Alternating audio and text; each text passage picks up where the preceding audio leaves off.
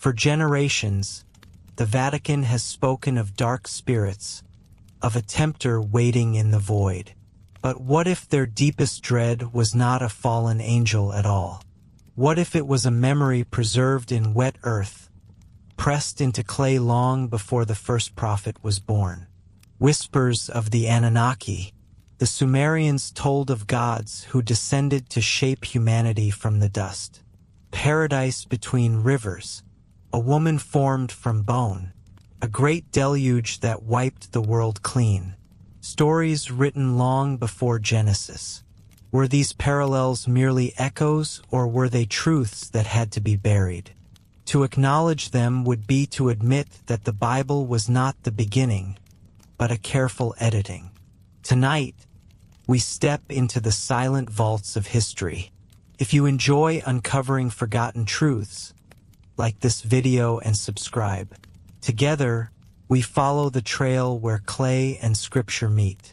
Before we open the Bible's pages, we must return to a deeper silence, to ruins where broken clay speaks louder than sermons, to stories older than any scripture. In the year 1849, a man named Austin Henry Layard brushed away the dust of centuries in the deserts of what is now Iraq. He was not looking for a new religion. He was looking for the lost city of Nineveh.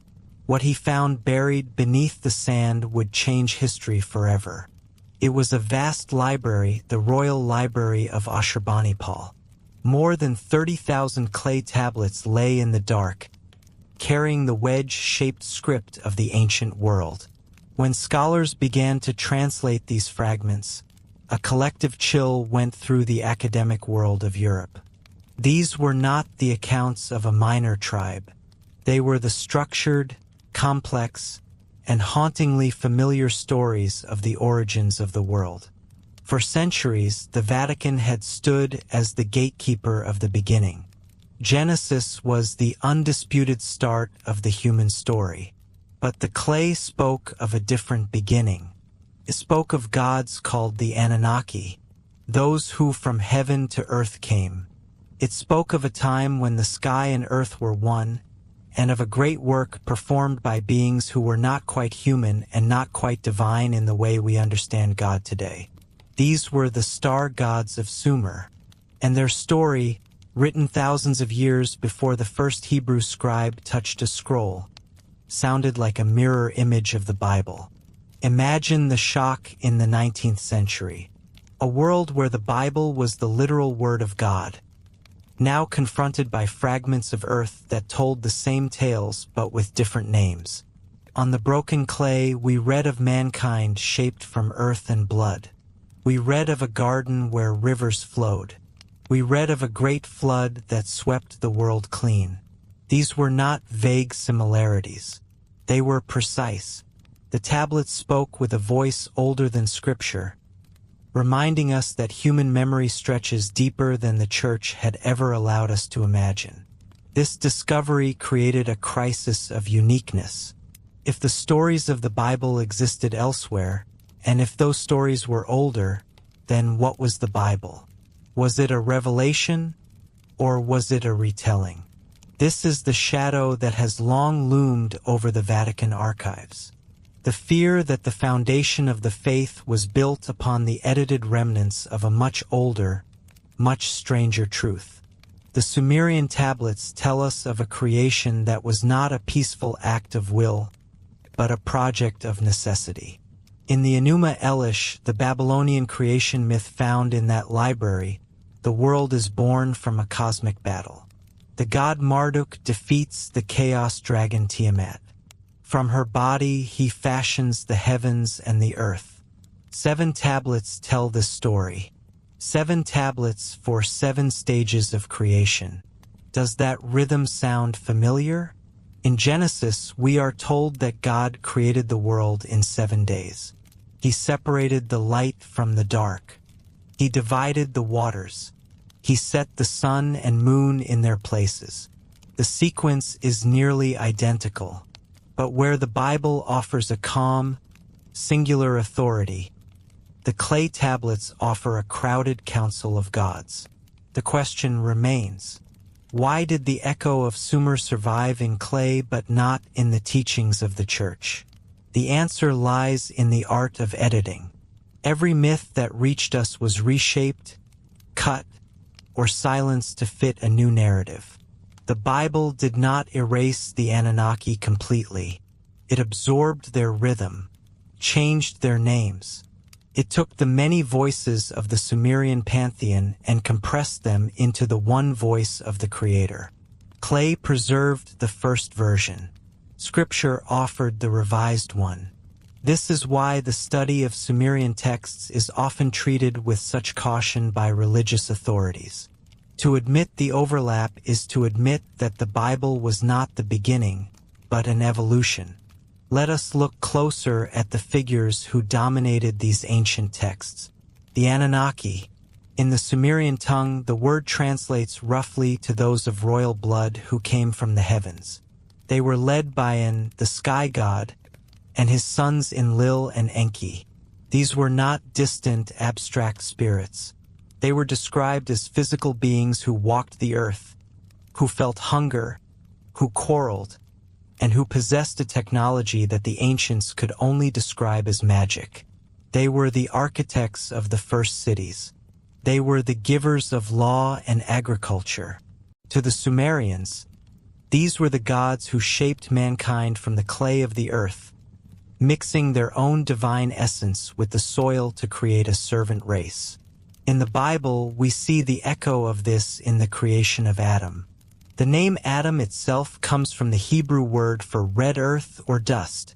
God breathes life into the dust, and man becomes a living soul. In the Sumerian account, the god Enki and the mother goddess Ninmah perform a similar act. They mold figures from clay. They give them life. But in the Sumerian story, the reason for this creation is far more pragmatic.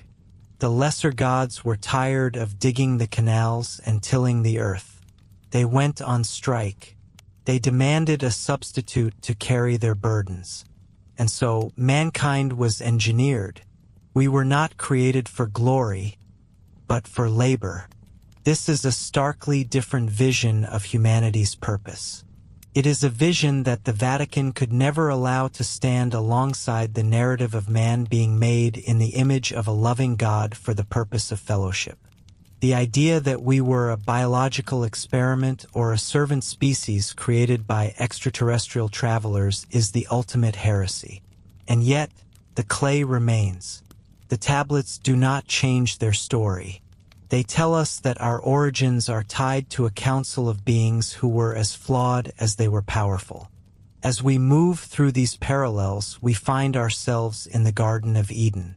The Bible describes it as a paradise of 4 rivers, a place where man lived in innocence. But the Sumerians had their own paradise long before. They called it Dilmun. It was a land of purity where the lion did not kill and the wolf did not carry off the lamb. It was the dwelling place of the gods. In Dilmun, there was no sickness and no death. But just as in Eden, this paradise was lost or transformed. The geography of Eden, with its mention of the Tigris and the Euphrates, places the biblical garden directly in the heart of the ancient Sumerian world. The Bible took the geography of the star gods and turned it into the birthplace of monotheism. The most famous overlap is the Great Flood. In the Bible, Noah is warned by God to build an ark to survive the destruction of a wicked world. In the Sumerian texts, the hero is named Atrahasis or sometimes Utnapishtim. He is warned by the god Enki, who goes against the decree of the Council of Gods to save a remnant of humanity. The details are hauntingly the same: the building of the boat, the gathering of animals, the release of the birds, a dove, a raven, a swallow to find dry land. When the survivor finally steps off the boat and offers a sacrifice, the gods gather around the smoke like flies. The Sumerian version is raw, visceral, and chaotic. The biblical version is orderly and moralistic. But they are clearly the same event. Why does this matter? It matters because it suggests that the history we are taught is a curated history. The Vatican has spent 2,000 years building a wall around the Bible to keep it separate from the myths of the world. But that wall was built on top of the very myths it tried to exclude. When the clay tablets were found, the wall began to crack. Scholars realized that the stories of the Bible were part of a vast, interconnected web of ancient Near Eastern tradition. The Anunnaki were not demons or devils to the people of Sumer. They were the reality of their existence. They were the ones who brought the light of civilization. By the time the Hebrew scribes were writing the Torah, the Anunnaki had been gone for a long time. Their cities were ruins. Their tablets were buried. But their stories lived on in the oral traditions of the desert. The scribes took these stories and filtered them. They removed the many gods and replaced them with the one. They removed the physical, often messy nature of the ancient gods and replaced it with a distant, perfect holiness. They took the memory of the star gods and turned it into the mystery of the divine. This is why some believe the Vatican fears the Anunnaki. It is not because they are coming back in spaceships, though some believe that too. It is because their memory proves that the Church does not have a monopoly on the truth of our origins. The clay of Sumer is a testament to a time when gods were not silent. It is a testament to a history that is much older, much more complex, and much more mysterious than the version we find in the Sunday pews. When we look at the ruins of Uar and Eridu, we are looking at the footprint of the Anunnaki. When we read the tablets of the Epic of Gilgamesh, we are hearing the original melody that the Bible would later cover and remix. The transition from the many to the one was the greatest turning point in human history. It was a transition that required the silencing of the old gods. It required the burial of the clay. But the earth does not keep secrets forever. The reemergence of these stories in the modern age has forced us to ask the questions that were forbidden for centuries. Who were these beings? Why did they leave? And why has the most powerful institution on earth worked so hard to keep their names out of our mouths? The whispers of Sumer are getting louder. They tell us of a time when the heavens were open and the gods were visible. They tell us that we are a part of a story that spans the stars, not just the history of a few small kingdoms.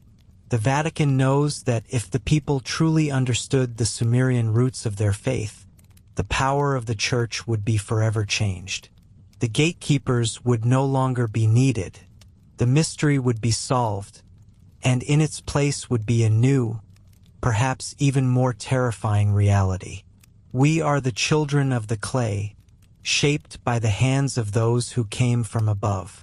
And as we continue this journey, we will see how these echoes of the Anunnaki shaped every page of the world we think we know. We are just beginning to hear the voices that the desert has been guarding for 5,000 years. Together, we will follow those voices into the dark, where the clay speaks and the star gods wait. Beneath the stone heart of Rome, there is a silence that carries weight. It is not the silence of prayer or the quiet of a tomb. It is the silence of an archive, the Vatican secret archives. 85 kilometers of shelving, winding through the darkness like the coils of a serpent. Within these halls, the story of the world is guarded behind iron doors and heavy oaths. For centuries, the Church has told us that history began with a single voice. But in the shadows of these vaults, another story waits. A story written in a language that predates Latin, predates Greek, and predates Hebrew. A story that whispers of the ones who came from the stars, the Anunnaki. To understand why this memory was buried, we must first understand the vault itself.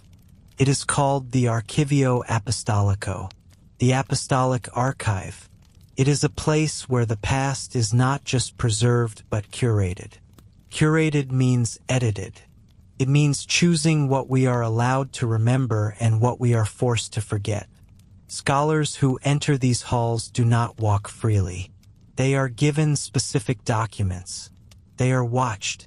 They are kept away from the folders that have no names, because in those nameless folders lie the fragments of a world that the Church could not explain. A world where the gods were many and the Creator was not a spirit, but a visitor. Imagine the terror of a medieval priest finding a tablet that spoke of a flood hero older than Noah. Imagine the fear of a pope realizing that the Garden of Eden was a Sumerian laboratory. The response was not to share the truth. The response was to lock it away. For 2,000 years, the Church has held the keys to the Western mind. They have defined our origins, our sins, and our destiny. But their monopoly on the past depends on one thing: the silence of the Sumerians. If the Anunnaki were real, then the Bible is not a revelation. It is a redacted report, and the Vatican is the office that handles the redactions. Let us look closer at the words they changed. In the earliest pages of the Hebrew Bible, God is often called Elohim. In our modern translations, this is treated as a single name for a single creator. But the word Elohim is plural. It means gods. The Church has spent centuries trying to explain this away. They call it a plural of majesty. They say it is a hint of the Trinity. But the archives hold a different answer. The plural exists because the original stories were about a group, a council, the assembly of the Anunnaki. When the scribes of Israel began to write their own scripture, they faced a choice. They could tell the truth of the many, or they could create the narrative of the one. They chose the one. They smoothed the rough edges of Sumerian myth until the many gods became the many angels. The masters became the servants.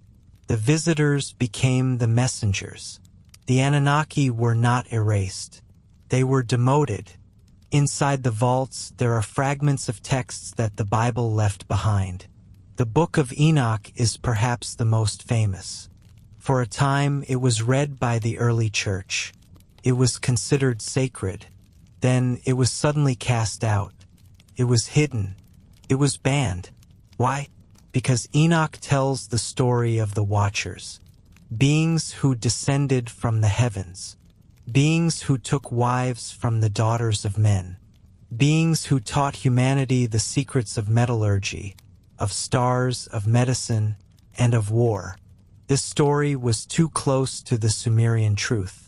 It described a biological and technological intervention in human history.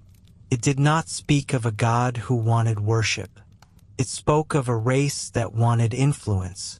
The Vatican understood that if Enoch remained in the Bible, the people would ask too many questions. They would ask where these watchers came from. They would ask if the giants, the Nephilim, were the results of an experiment. And so, the Book of Enoch was sent into the shadows. It was erased from the memory of the West until it was rediscovered in the mountains of Ethiopia. But the Vatican did not need to rediscover it. They already had it. They had the original echoes. The archives are a fortress of memory. Behind those walls, the Church keeps the records of every heresy they ever burned. But a heresy is often just a truth that arrived too early, or a truth that belonged to an older age.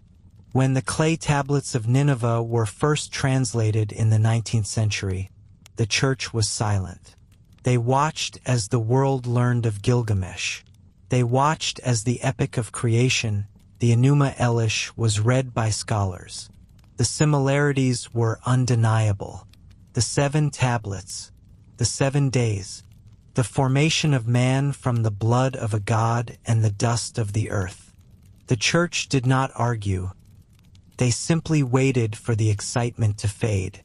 They knew that as long as they held the ultimate authority, the clay would remain a curiosity. But the archives hold more than just copies of these tablets. There are rumors of something far more physical. Rumors of maps that show the world before the flood. Maps that show the locations of the original cities of the gods. Eridu, Bad Tibra, Larsa. Cities that the Sumerians said were built by the Anunnaki themselves. If the Vatican has these records, they have the proof that the Bible is a map of a much older territory. They have the proof that our history did not begin in a garden, but in a colony. Think of the power that comes with that knowledge. The power to know the true lineage of mankind. The power to know that we are not the children of a miracle, but the descendants of a design. The Church has spent 2 millennia telling us that we are broken, that we are born in sin and need salvation. But the Sumerian tablets tell a different story. They tell us that we were created to be workers, that our flaws are not sins, but the limitations of our engineering. This is the ultimate fear of the Vatican. The fear that if we learn who the Anunnaki were, we will realize that we do not need a church to save us. We will realize that the gods were never divine. They were simply older. They were simply advanced. And a God who can bleed is a God who can be ignored. The Apostolic Archive is not just a library of books. It is a library of control. Every document that is kept under lock and key is a brick in the wall of our ignorance. For centuries, the Church has warned us of the devil. They have told us that he is the prince of this world. But perhaps the devil was a mask placed over the face of the original masters. The serpent in the garden was not a demon. In the Sumerian tradition, the serpent was a symbol of Enki, the god of wisdom, the god who wanted to give humanity the knowledge of their own origins. To the Anunnaki Council, Enki was a rebel. He was the one who broke the rules to help the humans. The Church took that story and flipped it. They took the teacher and turned him into the tempter. They took the gift of knowledge and turned it into the curse of sin. By doing this, they ensured that humanity would always fear its own curiosity. They ensured that we would always look to the Church for the truth, rather than looking at the stars. The archives are the place where the original version of that story is kept. In the quiet of the vaults, the serpent is still the teacher. In the quiet of the vaults, the gods are still the visitors. But those vaults are not open to you. They are not open to the world. They are the property of the throne of St. Peter. And the throne does not share its secrets. The question we must ask is why now? Why is the interest in the Anunnaki growing in an age of science? Perhaps because the silence of the Vatican is starting to crack. The more we learn about the universe, the more the old stories begin to sound like reality. We are looking for life on other planets. We are looking for the origins of our DNA. We are doing exactly what the Sumerians did thousands of years ago. We are looking at the heavens and asking who is there. And the Vatican knows that if we find the answer, their story will end. They know that the shadows in the vaults are the only thing keeping the past from coming back to life. But shadows cannot survive the light forever. Even the heaviest iron door has a key, and even the deepest silence can be broken by a single word. That word is being whispered now in the deserts of Iraq. It is being whispered in the laboratories of geneticists. It is being whispered by those who look at the ruins of the past and see the technology of the future. The Anunnaki are not coming back. They never truly left. They are buried in our language. They are buried in our laws. And they are buried in the most secret rooms of the city on the hill. As we walk through the Apostolic Archive, we are walking through the graveyard of the gods. But some things do not stay dead. Some things are just waiting for the right moment to be remembered. The Vatican feared the Anunnaki because the Anunnaki are the truth that the Church cannot explain. They are the mystery that predates the cross. They are the shadows that move in the vaults when the lights go out. And as we move deeper into this history, we will see that the archive is only the beginning. Beyond the books, beyond the scrolls, there is the evidence of the earth itself. The stone that speaks when the paper is burned. The giants that were hidden in the foundations of the world. The apostolic archive is a fortress. But every fortress has a weakness. The weakness of the Vatican is the clay. Because clay does not burn. Clay does not rot. And clay does not lie. In the next part of our journey, we will step out of the shadows of Rome. We will step out of the silence of the vaults. And we will look at the giants who once walked the earth. The sons of the gods who were erased from our lineage. The ones the Church calls demons, but the ancients called ancestors. So stay with us as the dust of the archive settles. The doors are closing behind us, but the path ahead is clear. From the vaults of the Vatican to the plains of Shinar. From the whispers of the popes to the shouts of the kings of old. The truth is waiting, and it is older than you have ever been told. In the middle of the 20th century, a man named Zecharia Sitchin began to look at the clay with new eyes. He did not see the gods as metaphors. He did not see the myths as dreams of a primitive people. He saw them as a record of a visit. Sitchin was a scholar of the ancient world, but his mind reached toward the stars. He looked at the wedges of cuneiform and saw blueprints. He looked at the cylinders and saw history. While the Vatican looked at the Bible as a divine revelation, Sitchin looked at the Sumerian tablets as a physical report. He told a story that changed everything. A story where the heavens were not a home for spirits, but a place of origin for travelers. And so we enter the world of Sitchin, where the Anunnaki are not demons or myths, but flesh and blood. Sitchin was born in Russia and raised in Palestine, a man who lived at the intersection of languages. He studied the ancient tongues of the Middle East, the Hebrew, the Akkadian, and the Sumerian. In these symbols, he found something that the traditional scholars had missed, or perhaps something they had chosen to ignore. He looked at the Sumerian account of creation, the Enuma Elish, and he did not see a poem about a dragon and a hero. He saw a celestial battle. He saw planets colliding. He saw a solar system with a missing member, a world he called Nibiru. To Sitchin, Nibiru was the 12th planet, a giant world with a long and lonely orbit. It was a place where life had evolved before our own. And the inhabitants of that world, the Anunnaki, were those who descended to Earth. They were not spirits floating through walls. They were astronauts in suits.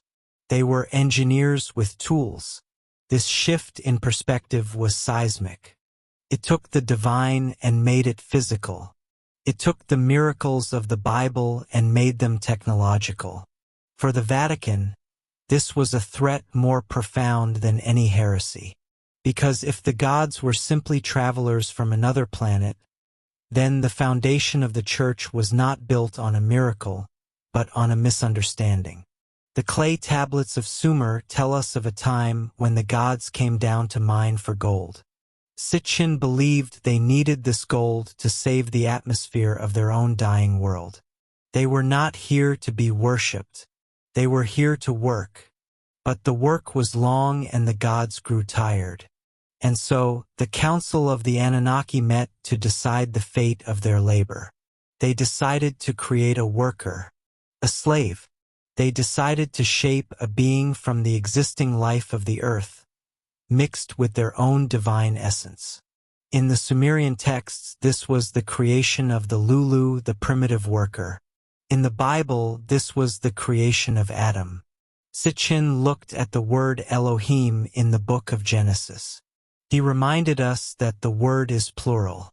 For centuries, the Church has told us it is a royal plural, a way for a single God to speak with authority. But Sitchin asked a different question. What if the word is plural because the creators were many? What if it was the council of the Anunnaki speaking to one another in a laboratory? Let us make man in our image. To Sitchin, this was not a spiritual blessing. It was a biological reality. It was genetic engineering. Imagine the Garden of Eden not as a mystical paradise, but as a biological station. A place where the DNA of the stars was fused with the DNA of the earth. Sitchin pointed to the Sumerian myths of the god Enki and the goddess Ninmah, who experimented with clay until they found a form that could speak and work. He saw the rib of Adam not as a bone, but as a source of genetic material, a way to clone and refine the human race. This was the legacy Sitchin left behind, a history where we are not the children of a creator, but the product of a project. If Sitchin was right, then the Bible is a filtered memory of a much older science.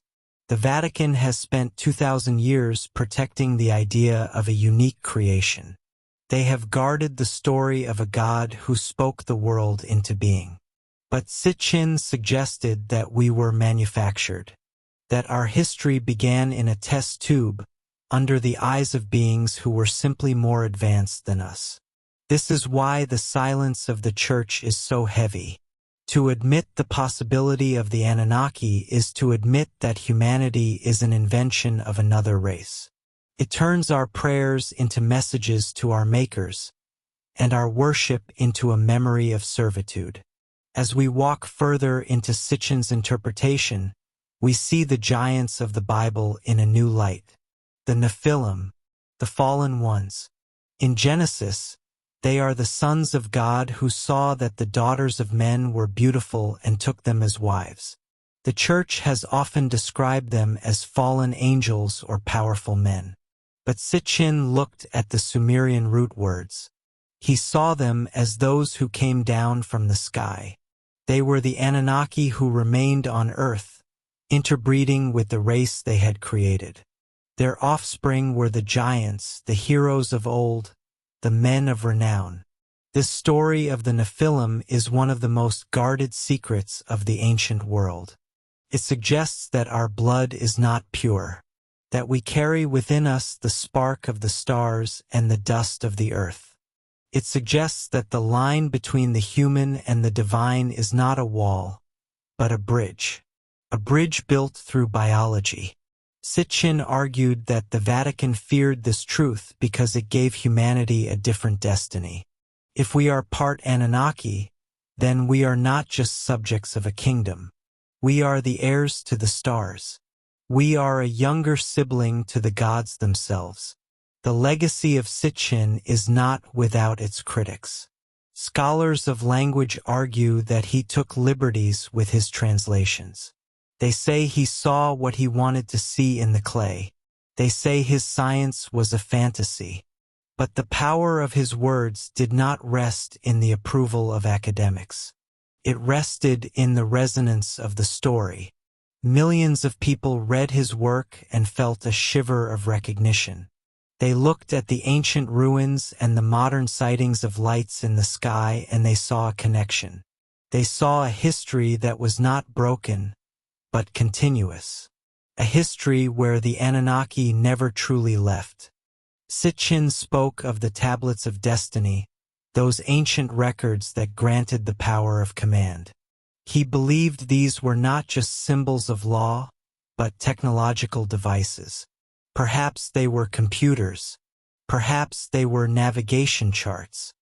He looked at the description of the Ark of the Covenant and saw a radio or a power source. He looked at the Temple of Jerusalem and saw a launch pad. Every sacred object became a piece of hardware. Every divine encounter became a meeting of civilizations. For the Vatican, this was a desecration. To turn the Holy of Holies into a machine was the ultimate insult to faith. But for those who followed Sitchin, it was an illumination. It made the ancient world make sense in a way that sermons never could. It explained why the gods were so temperamental, why they demanded gold, why they fought among themselves. They were not perfect spirits. They were flawed, brilliant, and powerful beings. They were like us, only older. And so we stand between two legacies. The legacy of the scroll, which tells of a God of love and judgment, and the legacy of the clay, as told by Sitchin, which tells of a race of engineers and miners. One offers a soul. The other offers a origin. One asks for faith. The other asks for investigation. The Vatican has chosen the scroll. It has built its cathedrals on the idea of the unique and the divine. But beneath the stone and the marble, the clay still waits. Sitchin believed that the Anunnaki would return. He believed that the orbit of Nibiru would eventually bring our makers back to our doorstep. This is the final fear, the fear of a return that cannot be explained by a sermon, a return that would reveal the true nature of the gods for all the world to see. If the sky opens and the Anunnaki appear, the narratives of the world's religions would crumble in a single day. The Church would no longer be the representative of the Creator. It would be a witness to a visit. The question of whether Sitchin was right or wrong is almost less important than the question of why his story persists. It persists because it fills the gaps that the Church left behind. It explains the plurality of the Elohim. It explains the height of the giants. It explains the sudden rise of the Sumerian civilization, which appeared out of nowhere with a complete system of law, science, and math. Sitchin gave us an answer that was physical and reachable. He gave us a history where we were never alone. As we look at the legacy of the ancient astronauts, we must ask ourselves what the Vatican is truly protecting. Is it the truth of God? Or is it the monopoly on the story? If the Anunnaki are real, then the story of humanity belongs to the stars, not to the Church. The secrets of the archives, the silence of the popes, the editing of the Gospels, it all points to a desire to keep the narrative contained, to keep the gods in heaven and the humans on their knees. But clay is patient. It does not burn like parchment. It does not rot like wood. It stays in the earth, waiting for a hand to brush away the sand. Sitchin was that hand for many. He allowed the clay to speak in a language of science and stars. He reminded us that our ancestors looked up at the sky and saw more than just lights. They saw their makers, they saw their masters, and they saw their future. Tonight, as we weigh the words of Sitchin against the traditions of the Church, we find ourselves at a threshold. We are the children of the clay and the children of the scroll. We carry the memory of the garden and the memory of the lab. And somewhere in the middle, the truth waits to be found. The Vatican may fear the Anunnaki, but history does not. History simply records. And the records say that long ago, beings came down and changed us forever. So let us continue our journey. Let us look deeper into the shadows where the Anunnaki and the Vatican meet. For if the legacy of Sitchin is true, then the greatest story ever told is not the one we find in the Bible. It is the one we find in our own blood. A story of a distant planet, a genetic miracle, and a return that is yet to come. The clay remembers. The stars remember. And slowly we are beginning to remember too. This is the path we follow, where the sacred and the scientific collide, where the ancient astronaut replaces the angel, and the laboratory replaces the miracle. It is a path that leads away from the safety of the pulpit and into the vast, cold silence of space. But it is a path that leads us to the truth of who we are, not just creatures of the dust, but children of the galaxy. The silence of the Vatican is the silence of those who know that the clock is ticking. They know that the orbit of history is long, but it always returns to its beginning. And when it does, the clay will be there to greet it. The Anunnaki are not a myth to be dismissed. They are a memory to be recovered. And the recovery has already begun.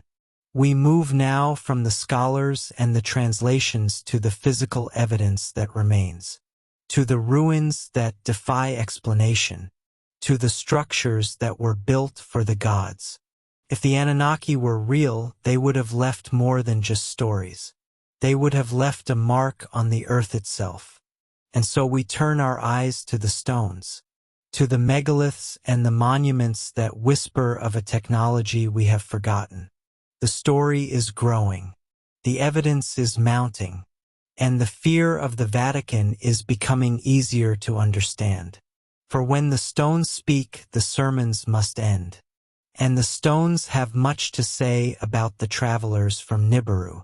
The Vatican has always kept its eyes on the horizon. For centuries, while the world looked to the ground for sustenance or to the altar for salvation, the Church looked further. They looked to the stars. We are told that their interest is purely scientific. We are told that they seek to understand the mechanics of God's creation. But some believe the Vatican is not looking for the beginning of the world. They believe the Vatican is watching for a return. In the quiet hills of Italy at Castel Gandolfo, the Church established a place to watch the heavens. The Vatican Observatory is one of the oldest astronomical institutions in the world. Its history is a long line of priests who were also mathematicians, men who measured the shadows of the moon and the transit of planets. But as the lights of Rome grew brighter, the sky became crowded with the glow of the city. The silence of the stars was drowned out by the noise of the modern world. To see clearly, they had to move. They had to go to a place where the air was thin and the darkness was absolute. They traveled across the ocean to the desert of Arizona. There, atop Mount Graham, the Vatican built its eye, a sophisticated telescope that pierces the deep sky. Why does the Holy See need to see into the heart of distant galaxies? Why does a religious institution invest millions into the study of the void? The answers given are official. The answers whispered are different. Some say that Mount Graham was chosen because it is sacred ground. The Apache people called it the Emerald Peak. They believed it was a portal, a place where the veil between worlds was thin. The Vatican built its observatory on a mountain already steeped in the memory of spirits and travelers from above. They placed their technology on a foundation of ancient myth. Just as the Bible was written over the stories of the Anunnaki, the telescope was placed over the sacred sites of the past. Among the instruments on that mountain is one with a name that chills the blood of the faithful: Lucifer. Officially, it is an acronym for a complex machine that captures infrared light. A large binocular telescope near infrared utility with camera and integral field unit for extragalactic research. The scientists tell us it is merely a name, a coincidence of letters. But in the world of the Vatican, names carry weight. Lucifer means the light bringer. It is the name of the fallen one, the one who brought forbidden knowledge to mankind. To some, the name is a signal. It suggests that the telescope is not looking for the light of God, but for the light that was once hidden.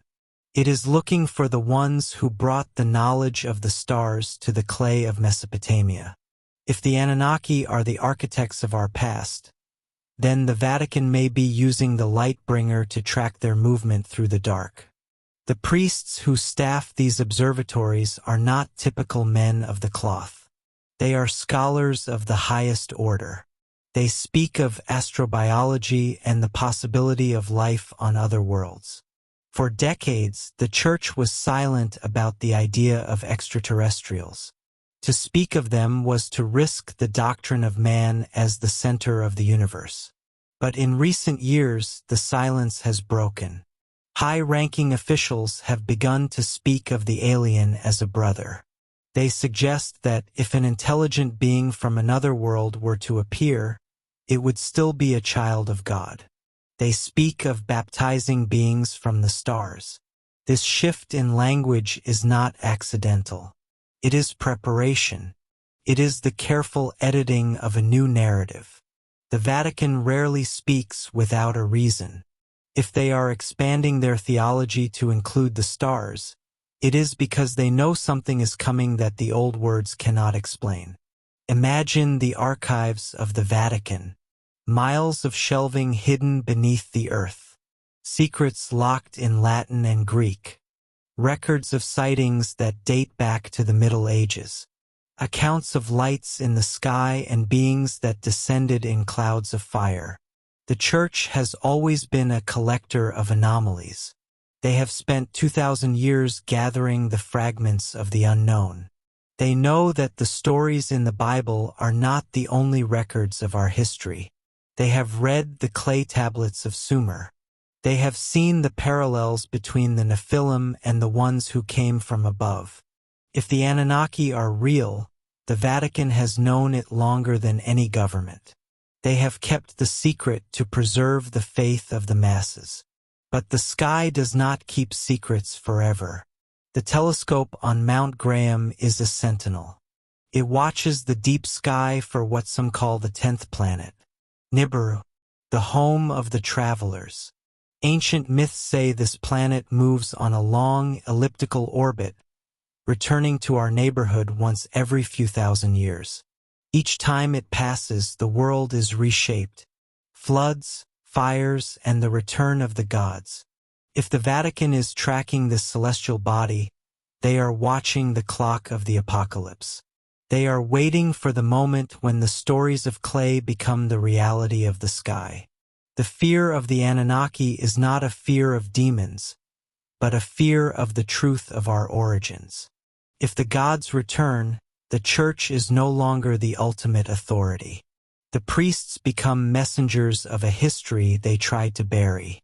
The Vatican Observatory is a bridge. It connects the ancient desire to know the heavens with the modern power to see them.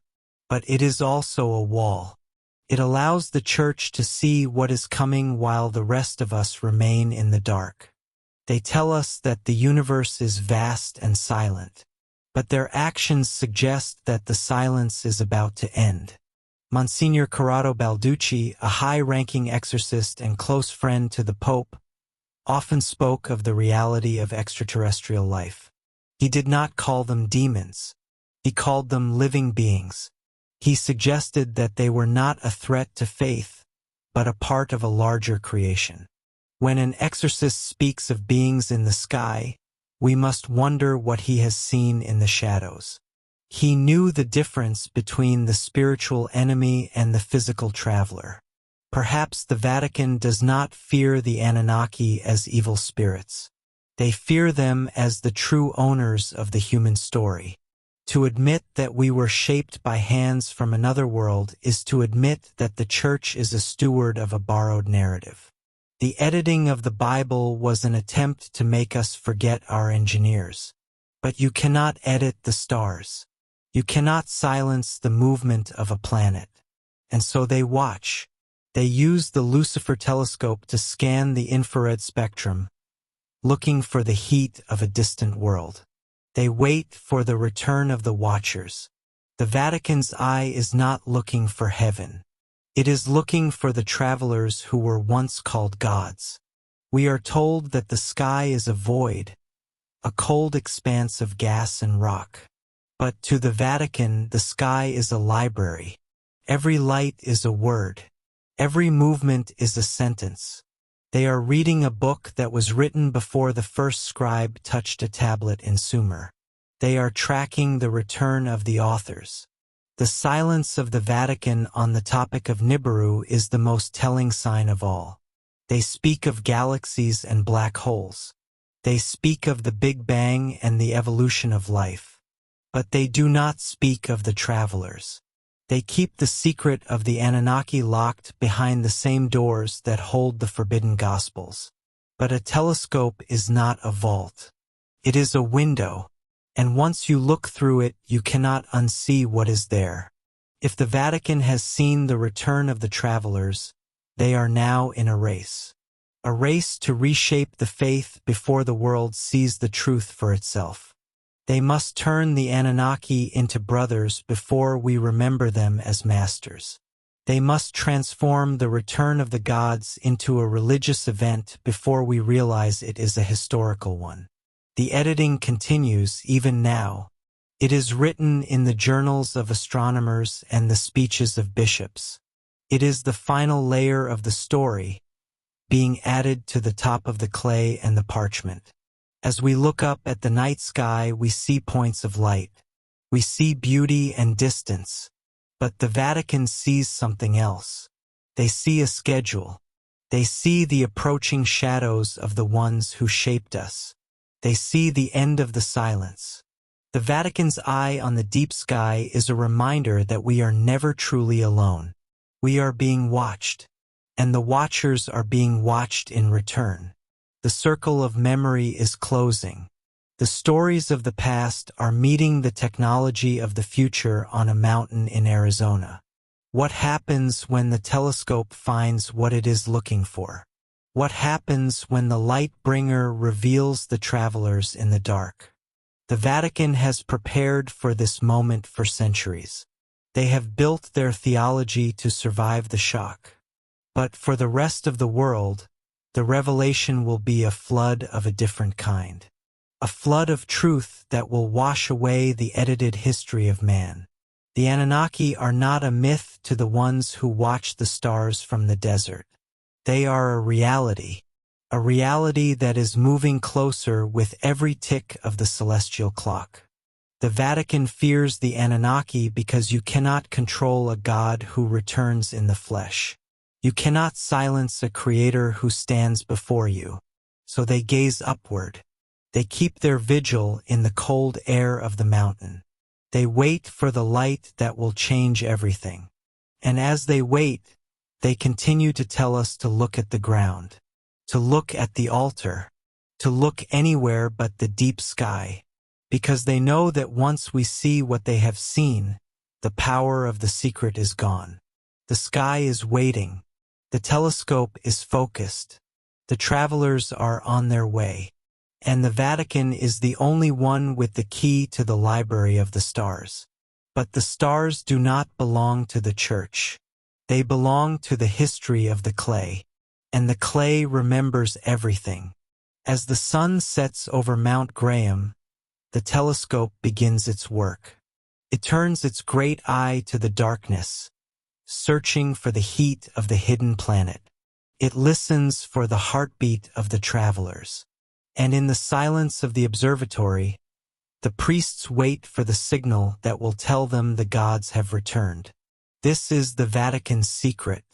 Not that they believe in heaven, but that they know who is coming from the stars.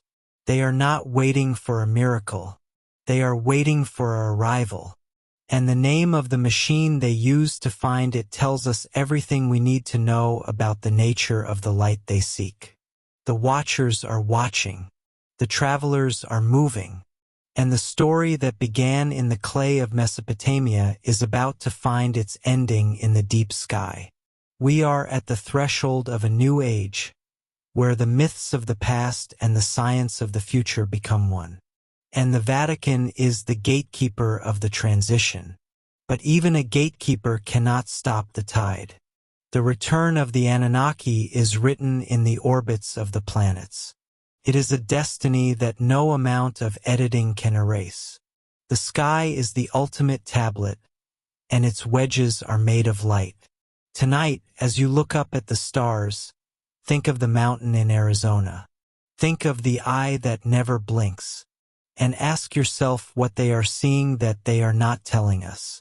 The truth is not hidden in the dark. It is written in the light. We only need to know how to read it. The Vatican has spent a lifetime learning the language of the heavens. They have translated the whispers of the void into the language of the Church. But the original melody remains. It is the song of the Anunnaki. It is the sound of the beginning, returning to meet us at the end. The eye of the Vatican is wide. The deep sky is open, and the travelers are coming home. The fear is not of the journey, but of the arrival. For when the gods return, the stories of men must stand aside. The clay will speak, the stone will testify, and the stars will finally reveal the truth that was hidden for so long. Good night, and may you find peace in the vastness of the heavens. The watch continues, the stars endure, and the memory of the travelers is written in every point of light. We are the children of the clay, looking up at the parents of the sky, and the meeting is closer than we think. If history is a tapestry, then the Vatican has spent centuries guarding the threads. They have told us of a single hand that wove the stars, a single voice that spoke the world into being. But what if there was another hand? What if the story we know as creation was actually a project of cosmic engineering? Tonight, we step into the most dangerous shadow of all. The shadow where the creator of the Bible meets the architect of the tablets. We call this cosmic heresy. It is the story of a war not of swords, but of identity. The Vatican speaks of a creator who is beyond time, beyond form, and beyond comprehension. This God is a potter, molding man from the dust of the ground with a love that is infinite. In the pews, we are told that our life is a miracle, a gift from a singular divine source. But the clay of Sumer tells a different story. It speaks of the Anunnaki, and specifically of a figure known as Enki. To the Sumerians, Enki was the master of the waters, the god of wisdom, and the chief architect of humanity. He did not simply speak man into existence. He designed him. Imagine a laboratory in the dawn of time. Imagine a council of beings who looked at the earth and saw a need for labor. The tablets tell us that the gods were tired. They were weary of digging the rivers and tilling the soil. They wanted a servant. This is the first crack in the Vatican's narrative. In Genesis, man is the crown of creation. In the tablets, man is an invention. This is why the Vatican may have feared the Anunnaki. To admit their existence is to admit that humanity might have been a tool before it was a soul. If you are beginning to see the cracks in the silence, like this video and subscribe. We are wandering into the heart of a conflict that has been hidden for millennia. Together, we look at the blueprints of the past. The difference between a creator and an architect is the difference between faith and science. A creator is a mystery to be worshipped. An architect is a designer to be understood. The Vatican has always preferred the mystery. If God is a distant, unknowable force, then the Church is the only bridge to reach him. But if our origins are the work of architects, then the bridge is not prayer but knowledge. This is the cosmic heresy that threatens the very foundation of the Roman halls. In the Sumerian texts, Enki is described as a craftsman. He experiments. He fails. He tries again. There is a story of Enki and the goddess Ninmah drinking and shaping different kinds of humans from the earth. They create beings with flaws, beings who cannot see or cannot walk. They debate how to give these creatures a place in the world. This is a messy creation. It is a story of trial and error. To the Vatican, this is unthinkable. Their God does not make mistakes. Their God does not experiment. By erasing the Anunnaki, the Church erased the idea that humanity was a work in progress. They replaced the laboratory with the sanctuary. But the silence could not hold. When the tablets were translated, the architect returned to the light. We see his influence in the way the Bible describes the shaping of Adam. The word for dust in the original Hebrew can also mean clay or soil, but some scholars suggest it refers to the very essence of the earth. In the Sumerian myths, the blood of a god was mixed with the clay of the earth to create man. This was not a spiritual metaphor. It was a description of a merger, a blending of the divine and the terrestrial.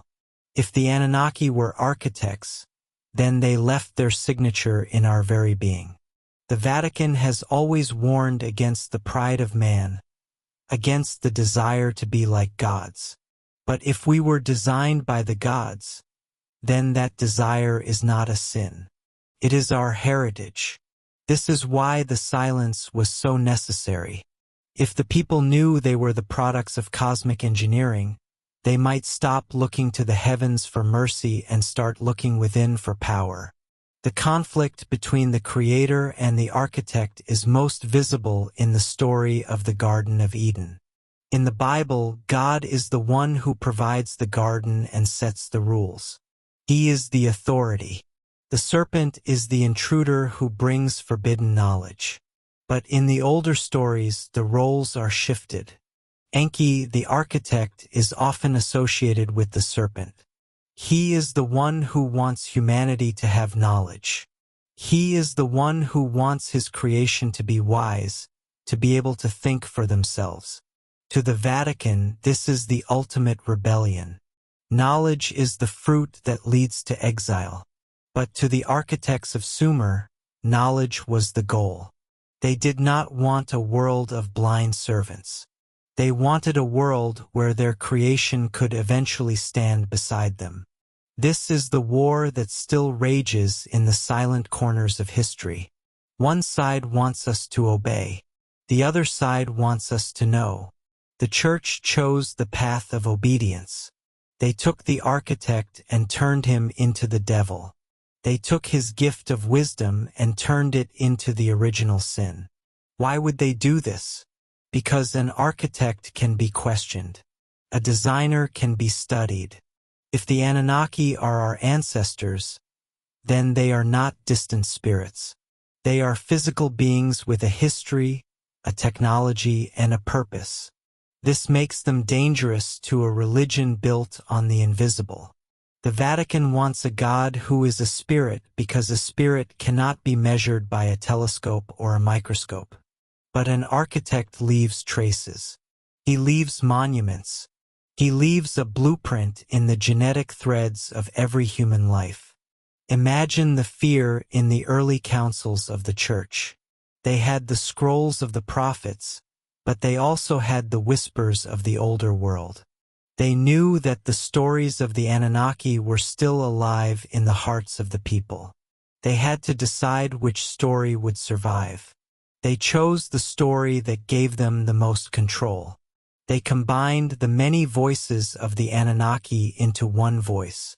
They took the debates of the Divine Council and turned them into the commands of a single Lord. The many architects became the one Creator. But the editing was not perfect. The echoes remained. Whenever the Bible says, "Let us make man in our image," the architect is speaking. Whenever the Bible mentions the sons of God descending to earth, the architects are returning. These are the fragments that the Vatican could not fully erase. They are the reminders that we were not made by a solitary word, but by a collective effort. The cosmic heresy suggests that our true history is not one of a fall from grace, but an interruption of a project. If the Anunnaki left, or if they were forced out, then we are a creation that was abandoned by its architects. The Church stepped into that void. They became the substitute. They told us that our designers were gone and that only the Church could speak for the heavens. They turned our origin story into a mystery so that we would never ask for the blueprints. But the clay remembers. The tablets found in the desert are the original notes of the architects. They show us a world where the gods were not distant, but present. They show us that our features, our intelligence, and our very survival were carefully planned. This realization changes everything. It turns the Vatican from a protector into a gatekeeper. It suggests that they are not guarding the truth, but guarding us from the truth.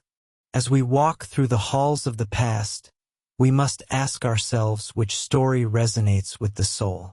Is it the story of the potter who demands perfection and punishes the curious? Or is it the story of the architect who gave us the spark of wisdom and left the tools for us to find? The Vatican has spent 2,000 years trying to make us forget the architect. They have buried his name under 1,000 prayers. They have hidden his symbols in the darkness of the archives. But the light of the sun is hitting the clay once more. The wedges of the scribes are speaking louder than the sermons of the priests. We are beginning to see that the creator and the architect are two sides of the same ancient memory. One represents the order we are told to follow. The other represents the potential we are meant to achieve. The Vatican feared the Anunnaki because the Anunnaki represent a history that does not need a church. They represent a beginning that is based in reality rather than ritual. If we are the work of cosmic architects, then our destiny is not to wait for a kingdom in the clouds. Our destiny is to finish the work they started. Our destiny is to understand the design and to become architects ourselves. This is the heresy that keeps the vaults locked. This is the truth that the silence tries to drown. We are not just dust. We are a design. We are not just sheep. We are a legacy. The war between the creator and the architect is the war for the human mind. And as we move forward into the next chapter, we will see how this design was not just about the past, but about a future that the Vatican is still trying to control. If you are ready to look at the blueprints, stay with us. The silence is breaking, and the architects are speaking from the dust. The meeting is closer than we think, and the truth is written in the very clay of our existence.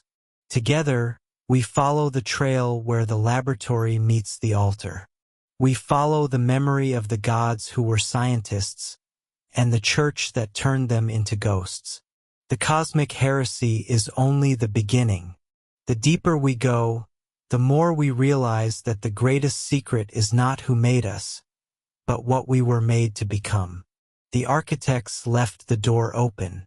The Vatican tried to lock it, but the key is in our hands, carved in the memory of the clay. So let us continue.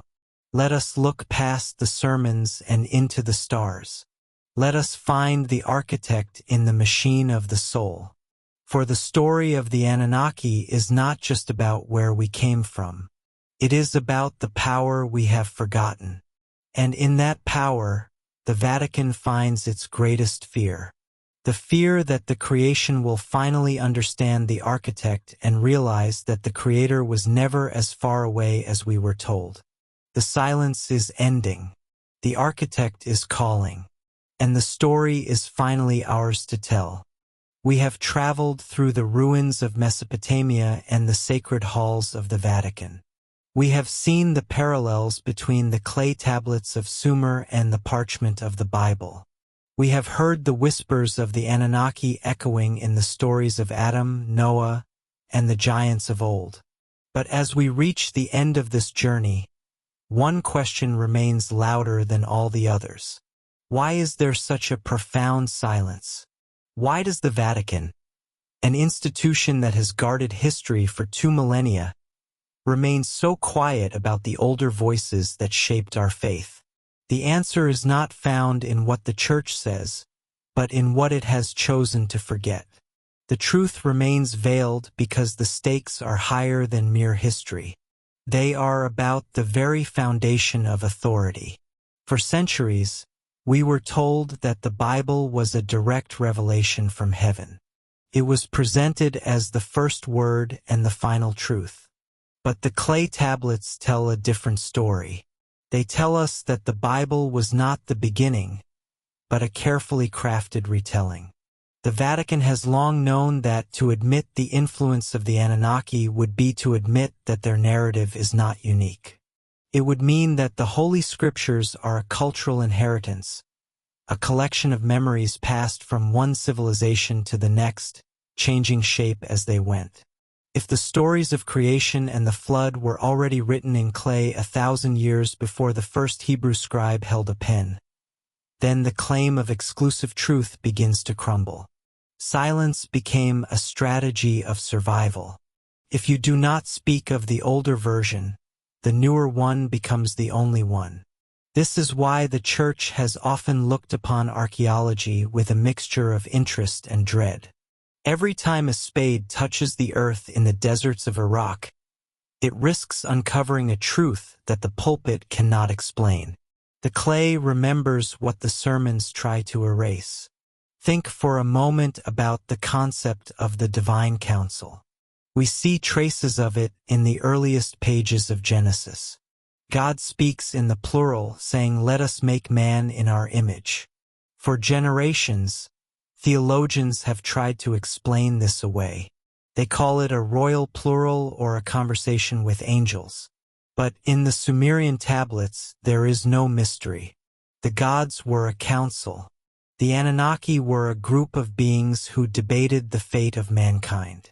They argued over the flood. They quarreled over the creation of man. They were a divine assembly where decisions were made through consensus and conflict. This vision of the divine was far too chaotic for the monotheistic world the Vatican sought to build. To have one God is to have one law and one authority. To have a council is to have debate, uncertainty, and a multiplicity of voices. And so, the many were compressed into the one. The council was silenced, and the singular voice of God was amplified.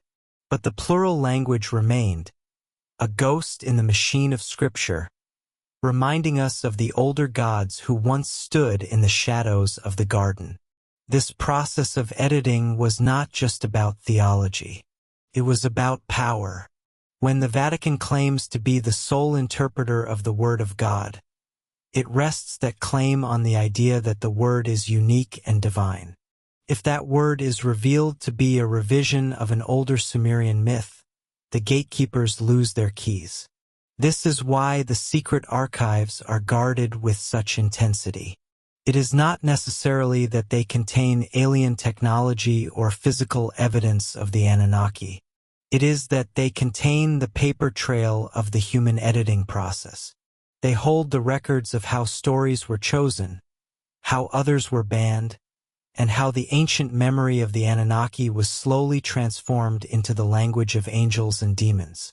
The fear is that if the world saw the original sketches, the final painting would lose its sacred aura. The truth is veiled because the Church believes the people cannot handle the complexity of their own history. We must also look at the serpent. In the Sumerian traditions, the serpent was a symbol of Enki, the god of wisdom and the creator of man. The serpent represented the secret knowledge of life and the spark of intelligence. It was a guide, not an enemy. But in the hands of the Vatican and the early Church Fathers, the serpent was reshaped into the ultimate villain. It became the tempter, the deceiver, the bringer of sin. Why this change? Because knowledge is the greatest threat to institutional control.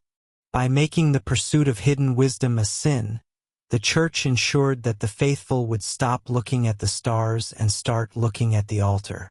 The serpent of wisdom was buried beneath the serpent of shame. The Anunnaki, who were remembered by the Sumerians as the teachers of civilization, were rebranded as fallen ones or shadows of evil. The truth was not destroyed. It was inverted. Throughout the early centuries of the Church, there were many who tried to keep the older stories alive. The Gnostics spoke of a hidden knowledge and a divine light within every human being. They wrote of archons and higher beings that sounded remarkably like the Anunnaki, but the Vatican declared them heretics. Their books were burned, and their voices were silenced. The Church chose to promote a version of faith that was simple, obedient, and entirely dependent on the priesthood.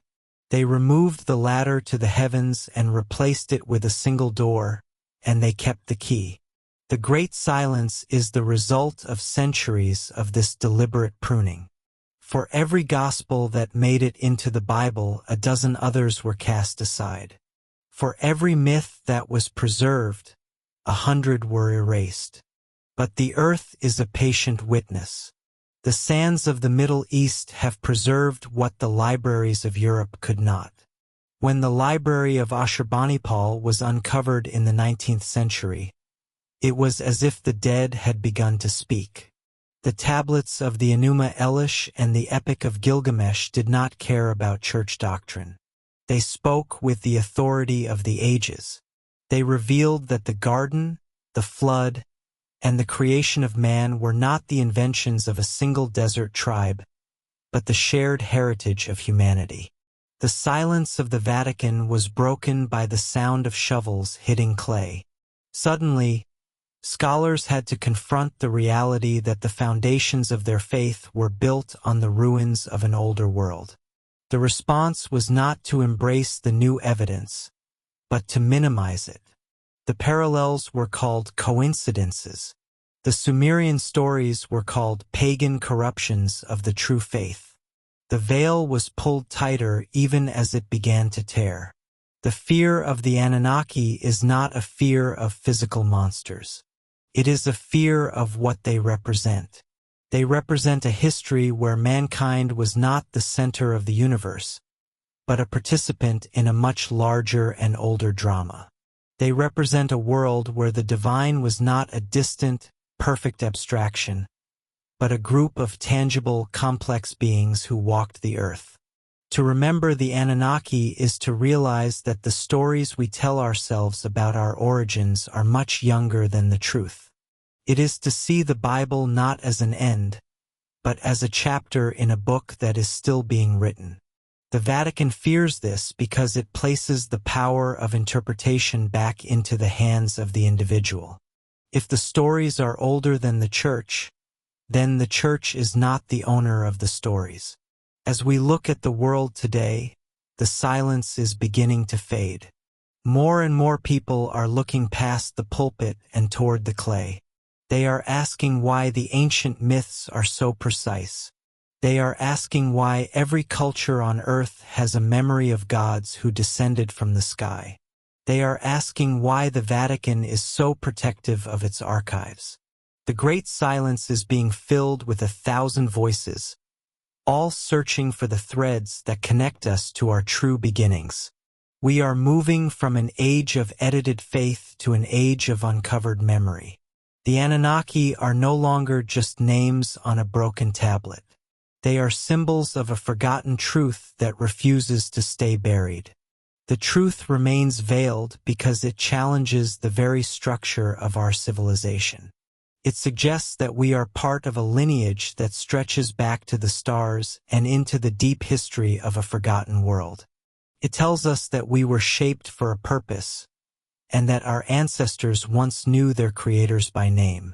The Church provided a version of history that was small enough to fit within the walls of a cathedral. But the real story is as vast as the desert and as old as the clay. To uncover it is to embark on a journey that requires us to look beyond fear and into the light of forbidden knowledge. We have walked the trail where clay and scripture meet. We have seen how the original melody of Sumer was edited into the song of the Bible. We have considered the secret archives and the hidden councils. And now we stand at the threshold of a new understanding.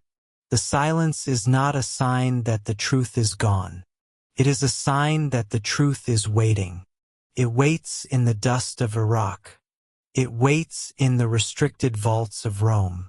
It waits in the very grammar of our sacred texts.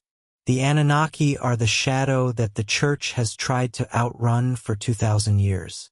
But shadows always return when the sun sets. The Great Silence is coming to an end, The clay is speaking again, and its voice is louder than the sermons. It reminds us that memory is more powerful than editing. It tells us that our history is not a secret to be guarded, but a legacy to be reclaimed. The Vatican may fear the Anunnaki, but for the rest of us, they are a bridge to a past that was lost but never truly gone. As we close this chapter, we do not close the book. We simply turn the page. The story of our origins is not a fixed monument, but a living river. And that river flows from the mountains of Sumer, through the heart of the Bible, and into the future of humanity. Thank you for joining me on this journey through the shadows of history. If you have found value in these echoes of the past, I encourage you to subscribe and share this story. Your support helps us continue to wander into the silent corners where forgotten truths are hidden. By looking together, we ensure that the silence never becomes absolute. We are the keepers of the memory, the seekers of the clay, and the story is only beginning to be told. The Anunnaki, the councils, the serpents, and the floods are all part of the same great mystery. They are the bones of our faith and the roots of our identity. To know them is to know ourselves, and to know ourselves is the greatest wisdom of all. Good night, and may the echoes of the ancient world guide your dreams. The stars are watching, and the clay is waiting to tell us more. Until we meet again in the silent corners of the past.